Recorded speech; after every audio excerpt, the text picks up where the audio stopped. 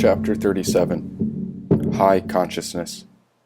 We risked the fate of T. Hammond's body again and again, and now I was a lone human carrying the bag labeled quality drugs, with the cat fast asleep inside. "Do you know the way?" "I've heard rumors about a magic door," said Cicero, "but I've never found it, otherwise I would have left weeks ago." There was a way, but which way was right for us? I dedicated every fiber in this body to this opossum's guidance, and now my lord was unsure. How had he been certain of our path if he couldn't find the way? "I'm fairly certain it was a door," said Cicero. "It has to be around here somewhere, because it has proportions caused by magic. Now where did they put it?" Magic.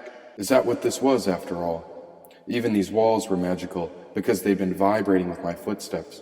A sense of mystic wonder mirrored my mind when the walls absorbed each thought that passed into my brain, as if I was projecting each new idea across thin air.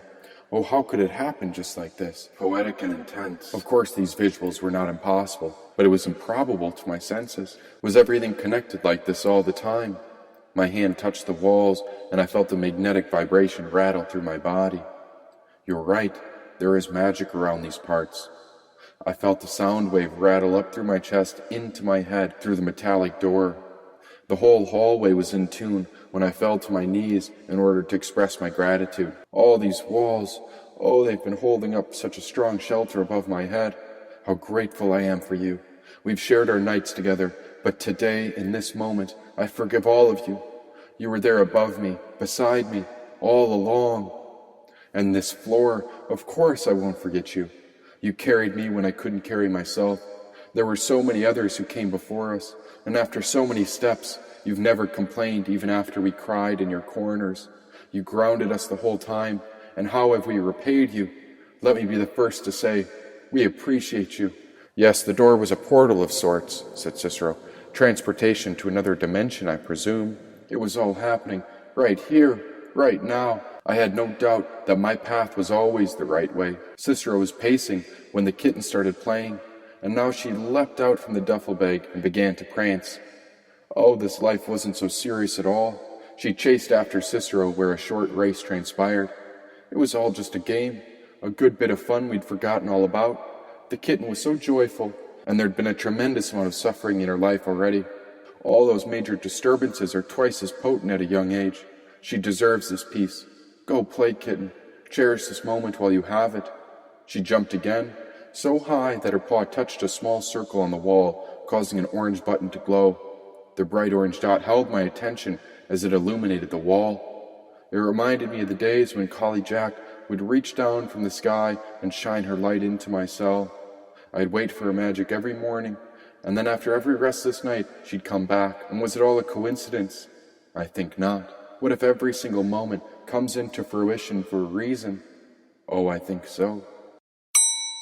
A door split in front of the great metal wall, opened into a small room. "A miracle," said Cicero. The animals and I poked our heads into the silver box. Yes, I'd been here before.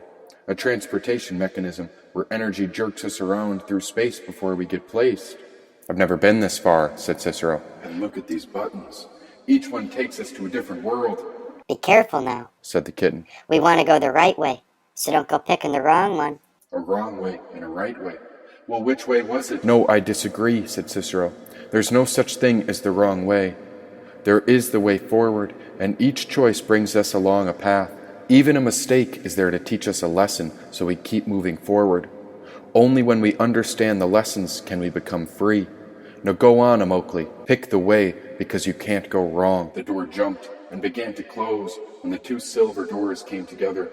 The kitten and I jumped inside the gray box, but Cicero, "Watch out!" "Go on without me," said Cicero. "I'd rather die a legend than live in an illusion." Watching in horror, his paws reached together to hold the door open, but the walls closed in on him. Melting and warping, his tiny arms buckled against his ribs, ready to slice his body in half. "Know that I was never lonely," yelled Cicero. "I was loved and I lived well." The door squeezed around his fur, and the door retracted. "Cicero, you're alive!" "I always knew I was special," said Cicero, taking a deep breath. "Nothing can penetrate my coat." "Then the legend is true," meowed the kitten. He stepped inside, and it was awfully quiet, so silent and still, because neither the kitten nor I had seen a miracle before. Now what? asked the kitten. The way, said Cicero. You have to pick. That's why God gave you the choice. There were 28 buttons labeled by numbers, but what if one choice changed everything? What if suddenly the number 19 lit up bright orange and the room began moving? It's a sign, said the kitten. It's happening right meow. T. Hammond hadn't touched anything, and there wasn't a word from Ma to object to this new path.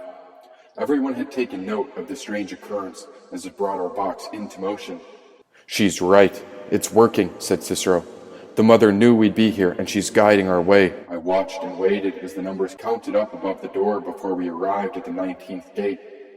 The door spread open, and a new wave of energy burst into the room. Here before us stood a man holding a guitar case. Up or down, big man?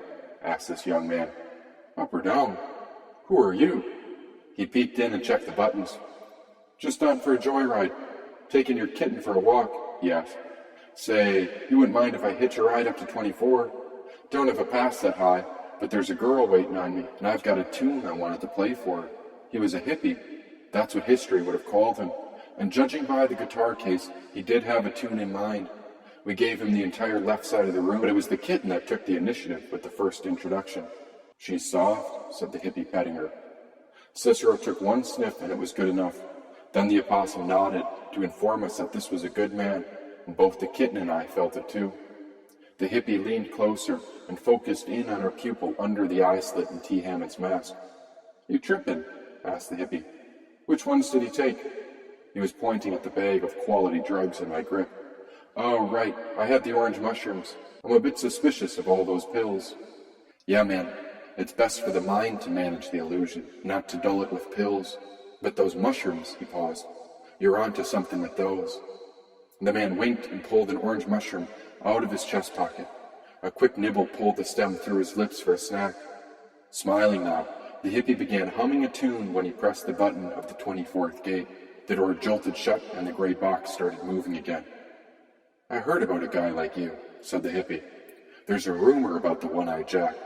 They say he's a bit like a beast, not quite a demon, but too run down to be an angel. They say he's stuck somewhere in the middle, but you don't seem so bad to me. I paused. And what side are you on? Which side? I'm on all sides, man. I'm on our side. The hippie paused. I used to be a soldier before I found the pyramid, but once you see a war with your own eyes, I'd let the world destroy me before I shoot someone again. Yeah, man, I'm on the side that the rest of life is on. I stand with the living because if you're against somebody, then you're not with us. This isn't a good place, I told the hippie.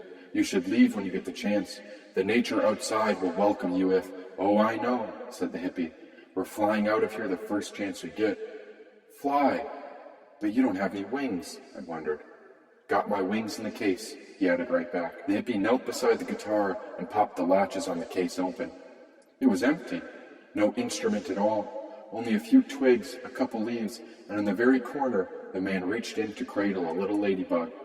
Mounting his finger, the little bug came to life and crawled aboard the hippie's hand. It stood on its hind legs and took a peek at me. Oh, she's the perfect little one, filled with so much life.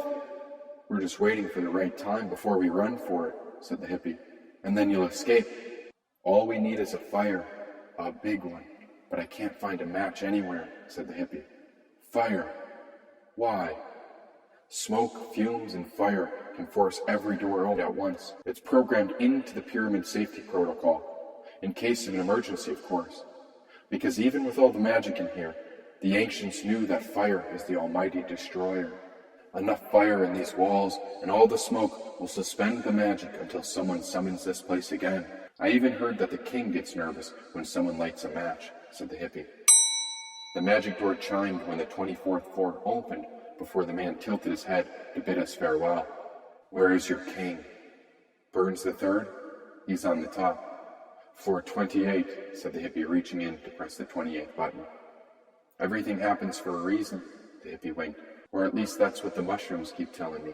The ladybug and the hippie looked on while our portal closed. The numbers climbed up in silence to the highest floor. And if I survive, shouted Cicero, my life will have served its purpose. But if I perish, I want you to keep my skull. What? Can you say that again? The door opened and Cicero's claws sprawled out in a high-flying attack. It was aggressive, well-intended, but not the least bit lethal. Only empty space for now, but there were 2 stocky guards with guns at the end of this hall, and behind them there were 2 giant golden doors, a sure sign that this was the king's room. Guns, I whispered to the animals. A wave of energy was glowing as we approached. Oh, wow, it's happening again. Geometric patterns arrived beneath my feet when the whole room began flourishing. Funneling energy carried me out of the body as if I was weightless, looking down at myself from above, as if my soul was slipping out from the skin.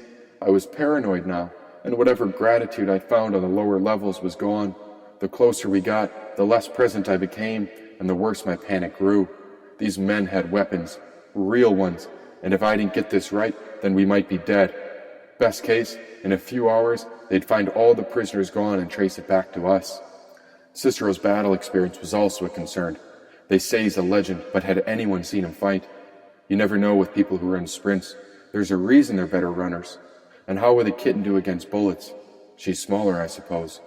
Do you have all 9 lives? I think so. But what do we do? Scratch him, meowed the kitten. But I don't have any claws. Hide in the bag, I told Cicero. They won't suspect anything from a kitten. After scooping him up in the bag of quality drugs, the kitten trotted beside me with the leash secured around her neck while I rocked my head in a circle. The copper helmet rotated like a loaded spring, a bullet ready to burst, and my eye focused in on the first soldier. The kitten and I stopped before him at the exact same moment. Hello there, we have a meeting with the king. I take it he's behind the doors. Who do you think you are? Asked the soldier. The name's Collie Jack, and we're here to see the king. Please, it's important business. I swear it. Not today. He's occupied, said the guard. I was running out of juice, exhausted and desperate. There's only so far the body can go before the soul acts up. The visuals on the gray wall were deceiving me again, and the longer we waited, the worse it got. Was this some sort of joke? But why weren't these men laughing about it? I said, please. And what the hell is that? Is that a cat? On a leash? Asked the other guard. Well, it's a kitten. And her name... I looked down at her orange-striped face. Well, I'm afraid we just call her Kitten. Get out of here. Stop wasting my time, will ya? Said the soldier. Time, yes, it is important, but I'm afraid we're running out of it as well. My fingertips were running across each other as I checked his badge. Ramsey or Pamsey? I couldn't read well and... Say Amsey. I take it you've done well to get to this point, have you? You got that right. Ever heard of Space Force? I imagine they're special and they use force. I'll force your ass back in that elevator if you don't shut your mouth, said the man pointing at the magic door. Elevator. Meow, said the kitten. Cicero stayed silent in the bag.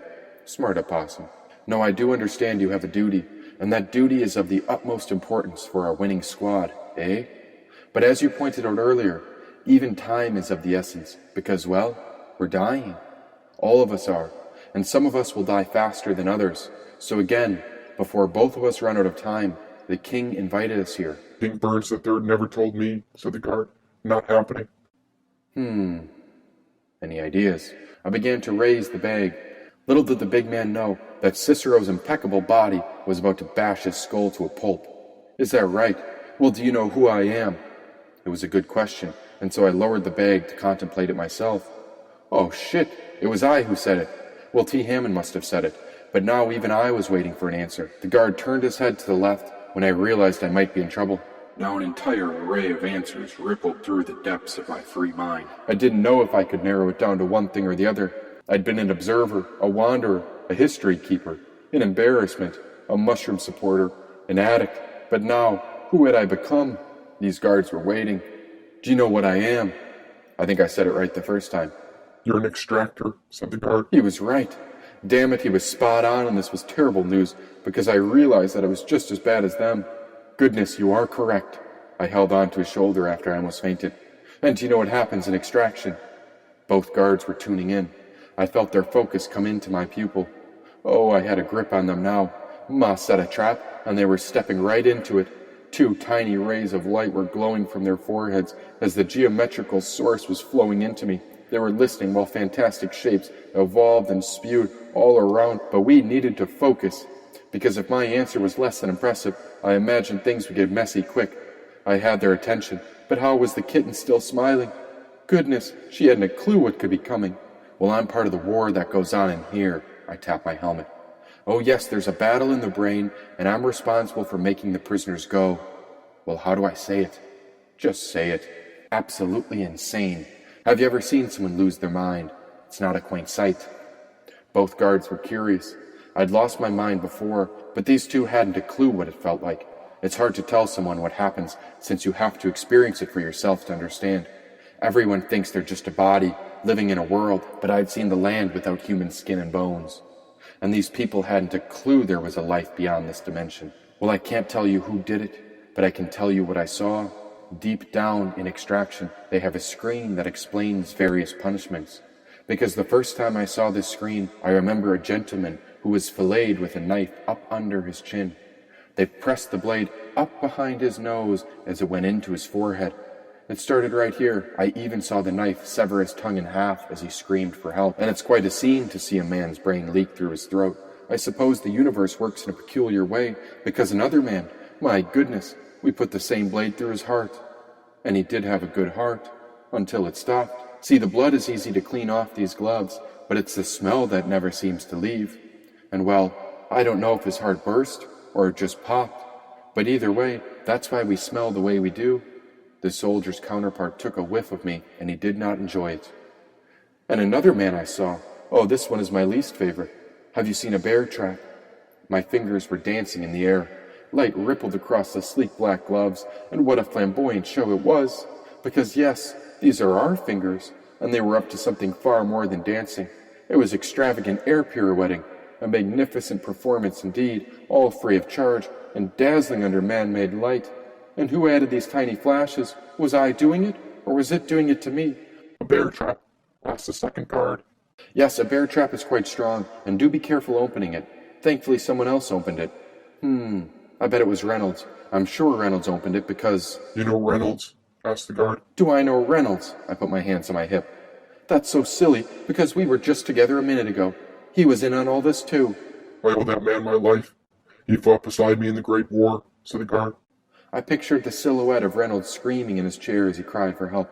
Oh, goodness, I must have forgotten to unlock his shackles. Well, I'd consider our relationship a special one.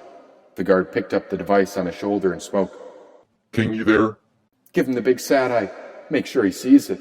Yes, said the king after sniffing his nose and coughing. What is it now? A guy named... The guard snapped his fingers at me. My collie Jack. Jack from Extraction is here to see you, said the guard. Of course. Send him in at once, said the king. The door opened, where a circular table full of generals waited in the center of the room. There was enough light to see a dozen or so half-naked women, drenched in oil, standing behind the card table, while a haze of smoke lingered above. A deck of cards was being shuffled, while the preacher sat beside another half-naked girl. Get him a mimosa, said the king, pointing at a girl. Extra vodka and a splash of champagne. That's a bunch of generals and a whole lot of women. So what now? Please don't mess up, whispered the kitten. I wasn't paying attention, because all I kept thinking about was Ma, the great matriarch of blades, when my finger slipped into my side pocket to feel the spine of the arrowhead. All of us were waiting on her command.